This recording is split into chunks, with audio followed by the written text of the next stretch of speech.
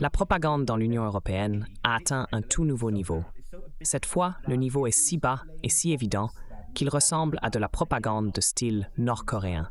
Je fais référence à deux pièces liées d'Euronews. La première est un article sur la page officielle d'Euronews concernant la candidature à la réélection d'Ursula von der Leyen. Le titre lui-même est révélateur. En cherchant à être réélue, Ursula von der Leyen n'a qu'une rivale, elle-même. L'article entier fait l'éloge d'Ursula von der Leyen, la dépeignant comme une leader phénoménale dont la seule rivale potentielle est son moi passé. Cela, selon l'article, est la seule légère menace pour ses 5 prochaines années au pouvoir. Le deuxième morceau est une vidéo YouTube sur la chaîne officielle d'Euronews. C'est tellement clairement un morceau de propagande que YouTube avertit les spectateurs qu'Euronews est financé entièrement ou en partie par l'Union européenne. Cette chaîne, financée par l'Union européenne, fait l'éloge de sa leader, Ursula von der Leyen. Cependant, la transparence de cette propagande signifie que de nombreuses personnes ne sont probablement pas dupes. Malgré cela, Euronews compte 2,32 millions d'abonnés. C'est une grande chaîne YouTube.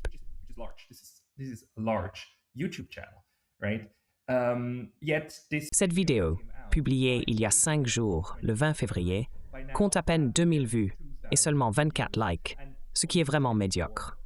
Cependant, la section des commentaires est assez intéressante. Le commentaire le plus aimé déclare « Impossible que l'UEM résiste à un autre mandat de von der Leyen. Ce serait fini. Une arrogance au-delà de toute mesure. » Le troisième commentaire le plus populaire encourage à voter pour Viktor Orban. Et le quatrième, mon préféré, dit simplement « Pas encore ». L'article lui-même présente la majeure partie de l'argumentation, mais je vais ajouter la vidéo YouTube à celle-ci pour que vous puissiez voir tous les niveaux d'éloges chantés pour Ursula von der Leyen et ses réalisations au cours des 5 dernières années. Les louanges ici sont juste un peu plus nuancées et prononcées. Plongeons dedans. Ursula von der Leyen est souvent célébrée comme la présidente la plus transformatrice de la Commission européenne depuis Jacques Delors. Cependant, alors qu'elle cherche à être réélue, il y a des spéculations sur le fait que son héritage pourrait se retourner contre elle. Pourrait-elle être trop bonne pour le poste? Elle est si remarquable que cela soulève la question de savoir si elle pourrait être trop compétente. L'article nous informe que la politicienne allemande est prête pour 5 autres années à la tête de l'institution la plus puissante de l'Union européenne. Il aborde également ses accomplissements, y compris le fonds de secours pandémique.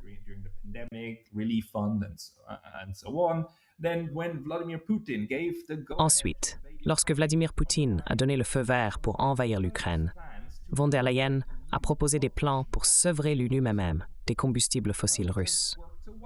Cela a merveilleusement fonctionné, car maintenant achète ces combustibles fossiles russes via l'Inde et obtient beaucoup plus de gaz de schiste de fracturation des États-Unis.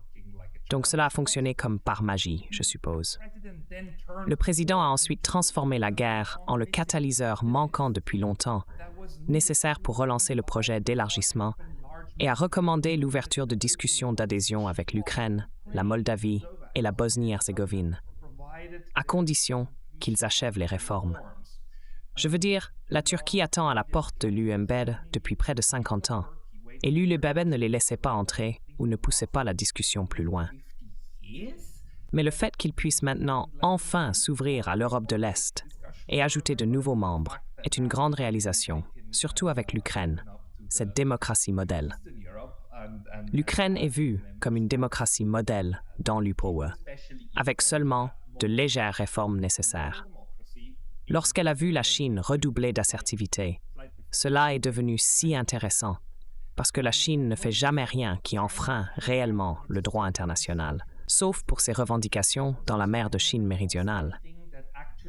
Il y a beaucoup de débats là-dessus, à propos des problèmes de la mer de Chine méridionale et de la mer de Chine orientale. Ne vous méprenez pas, il y a beaucoup de débats. Mais il y a un manque de violation chinoise du droit international en ce qui concerne l'Union européenne, n'est-ce pas? breaches of international law when it comes to the European Union, right? Just China doesn't do anything to the European Union that's in breach of La international Chine ne fait rien à l'Union européenne qui enfreigne le droit international ou qui va à l'encontre des accords commerciaux. Le récit habituel est que la Chine se montre assertive. Ce mot revient constamment comme un moyen de diaboliser les Chinois. Lorsque la Chine a renforcé son assertivité et s'est rangée aux côtés de Poutine, von der Leyen a introduit le concept de réduction des risques et a rédigé la toute première stratégie sur la sécurité économique. Cette stratégie oblige les marchés à affronter de front les changements géopolitiques. La réduction des risques implique de fermer les marchés à certains biens en provenance de Chine, comme le demandent les États-Unis, afin de se conformer à leurs politiques et actes, et d'empêcher le partage des marchés européens avec les Chinois. Le soutien de la Chine à Poutine se manifeste par le non-imposition de sanctions à la Russie. Alors que l'Union européenne et les Américains ont envoyé des tonnes d'armes en Ukraine, la Chine n'a pas envoyé d'armes à la Russie. Cependant, le refus de la Chine de suivre les sanctions que l'Union européenne et les Américains ont imposées à la Russie est perçu comme un soutien à la Russie. Cette situation met en lumière les mêmes deux adversaires. Quite telling. And again, we have the same two boogeymen, right? We have the same two targets that are chosen by the. Nous avons les mêmes deux cibles choisies par l'Occident collectif, la Russie et la Chine. Cela a considérablement rehaussé le profil de l'Alliance, tant sur le plan national qu'international, à des niveaux jusque-là inconnus de ses prédécesseurs. Elle a été la meilleure, véritablement le sommet des leaders au sein de l'Union européenne. Elle a obtenu une couverture élogieuse dans, entre autres, le New York Times, le Guardian et Forbes, qui l'a nommée la femme la plus puissante du monde pendant 2 années consécutives. Cela montre comment cela fonctionne. Si des organes de propagande louent un leader, alors c'est la preuve que le leader doit être bon, parce que les organes de propagande ne loueraient pas le leader s'il n'était pas bon. C'est un exemple phénoménal de logique circulaire.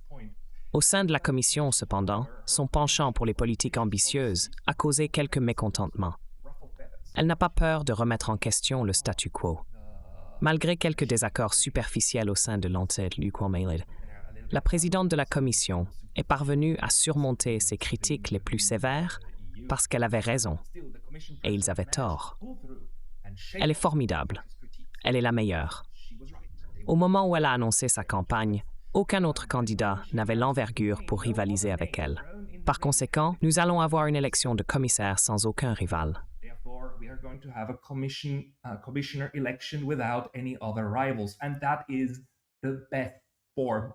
Et c'est là la meilleure forme de compétition, la démocratie. Je veux dire, à ce stade, c'est encore plus triste, encore plus désolant que l'élection qui va se tenir en Russie, où nous savons déjà qui va gagner. Nous savons que ce sera Vladimir Poutine. Mais ici, nous n'aurons même pas quelqu'un d'autre. Personne d'autre ne se présentera à l'élection. Je veux dire, c'est difficile à dire. Peut-être qu'il y aura quelqu'un. Peut-être que quelqu'un lui fera concurrence. Mais je ne sais pas. À ce stade, il semble que Doshi sera seul. Et cela, bien sûr, sera considéré comme un exploit fantastique. Et ici, salué comme une réalisation de la démocratie. La vieille question de Henry Kissinger, qui appelez quand vous voulez téléphoner à l'Europe? Je pense qu'à ce moment-là, elle a une réponse. Encore une fois, les Européens élus se méprennent définitivement sur eux-mêmes comme l'incarnation de l'Europe, excluant bien sûr la Russie, la Turquie et toutes les autres parties qui pourraient prétendre être également comptées comme Europe ou à l'intérieur de l'Europe. Oh mon Dieu! Et puis l'iconographie. Je veux dire, regardez ça. Vous appelez cela une hagiographie, n'est-ce pas? Un récit sur un saint. C'est comme quoi, je veux dire, regardez cette image d'Ursula von der Leyen montant des marches vers les plus hauts sommets et regardant vers l'avenir, une femme de vision. Cela me rappelle vraiment le stalinisme, vous savez, de la manière dont les dirigeants soviétiques étaient dépeints.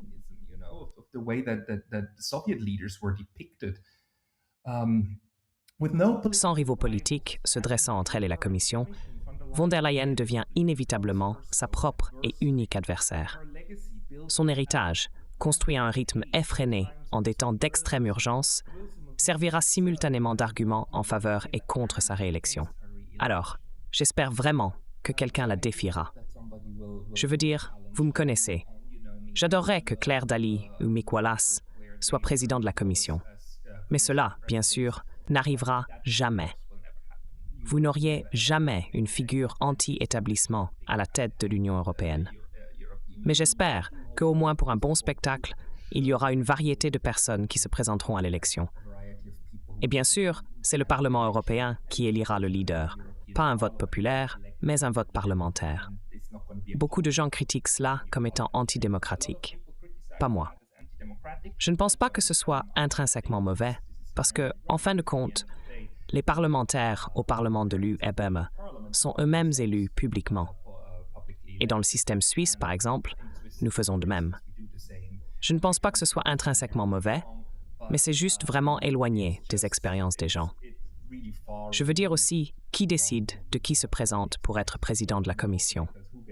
En fait, je ne sais pas comment ce processus est réalisé, mais il me semble qu'il y a encore beaucoup de déficit démocratique dans tout ce processus. Ceci est la dernière phrase que je veux vous présenter avant de passer à la vidéo.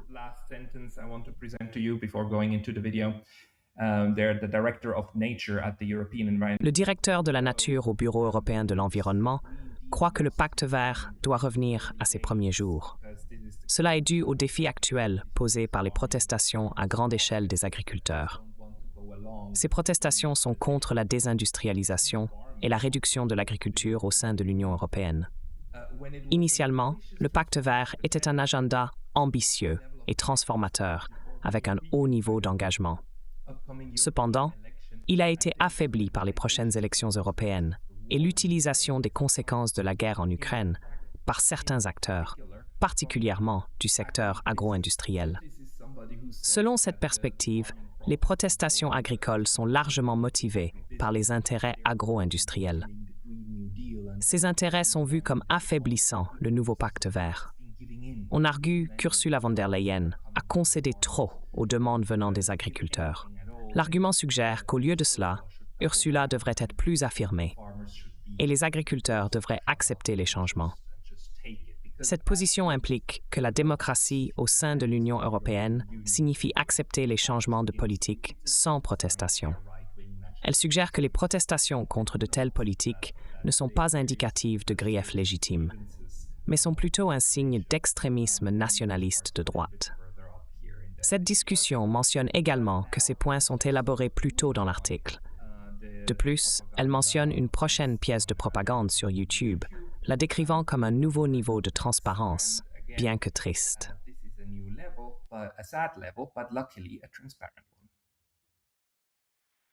Ursula von der Leyen a été approuvée par le Parlement européen le 16 juillet 2019 pour être la présidente de la Commission européenne. Elle est rapidement devenue l'une des dirigeantes les plus influentes d'Europe. Cependant, son mandat a été fortement marqué par diverses crises et plus récemment, éclipsé par des critiques liées à la transition verte de l'Europe. En mars 2020, l'Europe a été confrontée à des confinements et à la panique en raison du coronavirus. La Commission a finalement opté pour une acquisition commune de vaccins et a mis en place un fonds monétaire pour stimuler l'économie. Ces deux initiatives ont été bien accueillies à travers l'Europe.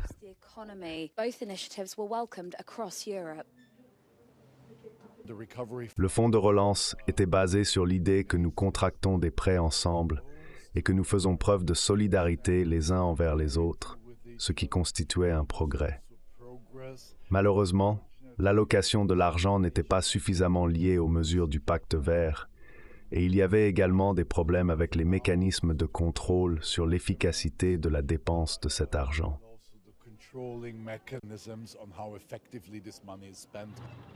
Peu après que Vladimir Poutine a lancé sa guerre en Ukraine en 2022, von der Leyen s'est rendue à Kiev et à Bucha pour montrer le soutien de l'Europe.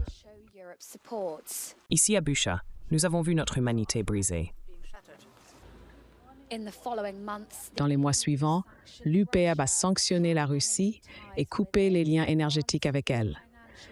Elle a également accordé une aide financière et des armes à Kiev.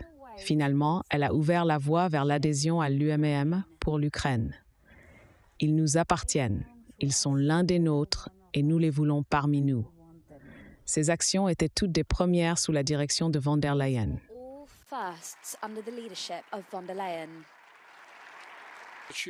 Elle combine un très bon mélange d'attraits personnels, émotionnels et psychologiques. Cela séduit à la fois les Ukrainiens et les Européens. Elle a également une vision pratique très claire de ce qui doit être fait pour l'Ukraine. Toutes les déclarations sur la solidarité et notre soutien à l'Ukraine doivent être étayées par des étapes et des mesures claires. C'est ce qu'Ursula von der Leyen est capable de réaliser.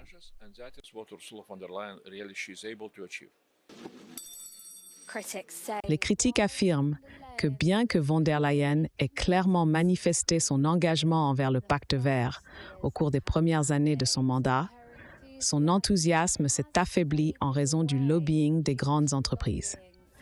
Son parti, le PPE, a tenté de saper la loi sur la restauration de la nature. Pendant ce temps, la Commission a dilué la suppression progressive des émissions de voitures et a fait plusieurs concessions aux agriculteurs qui protestaient. Elle a beaucoup cédé à cette pression, ce qui était assez décevant. Ça n'était pas seulement décevant pour moi en tant que membre du Parlement, mais aussi pour de larges parties de la société. Si von der Leyen est réélue, elle se concentrera probablement sur la politique de défense de l'UTMA et réformera le bloc pour lui permettre d'accepter de nouveaux membres.